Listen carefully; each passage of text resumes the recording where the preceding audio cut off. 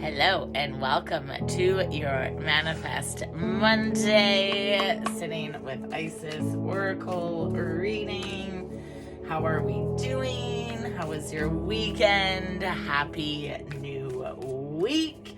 If this message found you, then it is truly meant for you. I am tapping in to see what are the messages, the insights, and really tapping into the energy of Egypt as we transmute, cleanse, and clear to step into new beginnings, new opportunities, allowing yourself to get creative, to heal, to transform, to love your life and your journey. I mean, life isn't always going to be sunshine and rainbows, but we hold the power to be our own light and to feel empowered, letting go of feeling like we have to always sacrifice ourselves for other people. It's 111 on my timer right now, because you are the creator of your own reality, and underneath the deck you've got magic and ritual, crafting a sacred practice.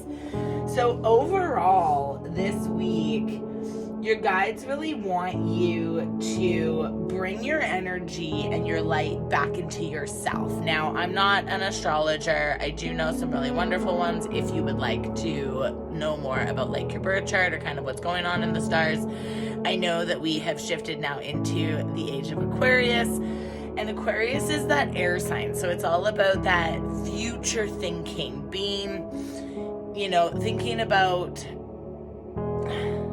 forward motion. So rather than thinking just kind of 1 or 2 steps ahead, can you think like 8 to 10 steps ahead and then work your way backwards? Really recognizing and creating those plans, right? Forward thinking, being innovative, creative. And it's really interesting because the very first card that we got out is the Temple of Carnelian, entering the fiery belly of Sekhmet.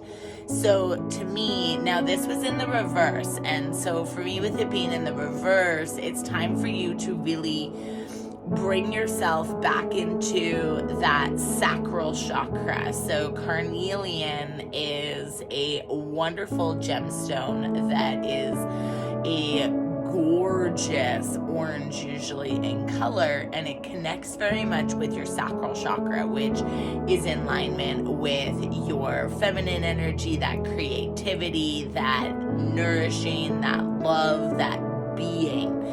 And so this to me is really all about you bringing yourself back into that state of being so that you can feel safe to create, so that you can give yourself the space and permission to move forward, to get innovative, because rather than looking outside of you, you are looking within you. You're tapping into your own energy resources. You're tapping into your own light and abundance, because beside that, you have the pyramid of light.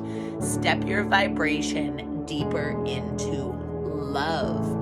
Love is one of the highest vibrational frequencies that you can receive. And it's not always about romantic love. This is, to me, really all about that esoteric love, the unconditional love, the love that holds no bounds, the love that doesn't judge, that doesn't hold conditions or stipulations. It loves fully and completely, because even when you look at the ritual and ceremony for activating this pyramid of light into your own state of being, it's all about you putting yourself into this pyramid of light. So the top of the pyramid is above your head, and the base of the pyramid is below your feet. So you are fully encompassed in this light.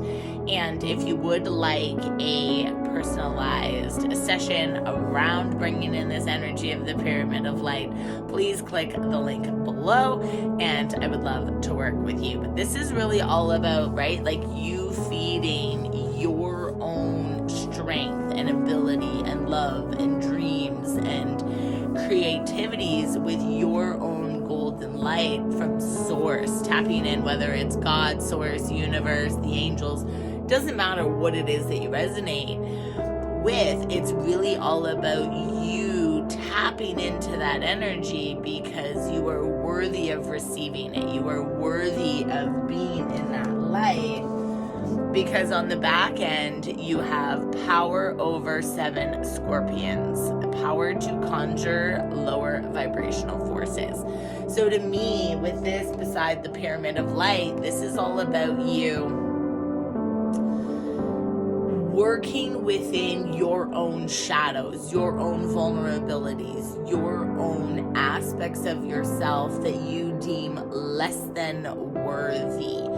And when you're doing that, what you're doing is you're feeding your light into those shadows so that you can shine light on them, not to judge them, not to reprimand them or criticize them, but to sit, have conversations with them, utilize that shadow energy as fuel to feed your light, to feed your dreams, have it working for you rather than feeling like you have to run away from it all the time or being afraid of it. You know, a lot of the times, especially for women, we're taught and told to be the good girl, to stay silent, to be there for other people, to always do the things, but at what detriment to our own sense of well-being? And even when you look at that with men, like, men also have feminine energy within them because they are beings, they are emotional, like, but they've been conditioned that emotions are weakness and they have to be strong because tough boys don't cry.